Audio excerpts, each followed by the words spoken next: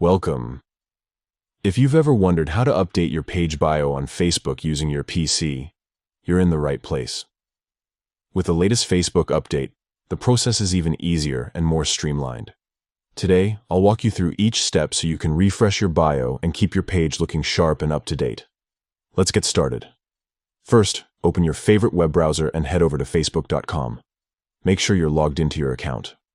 Once you're on the home page, look to the top right corner of your screen.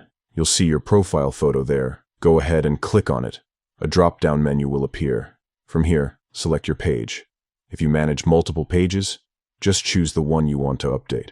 Once you're on your page, take a look near the top of your page layout. You'll notice an option that says, Edit Bio. Click on that button. Now, you'll see a text box pop up with your current bio.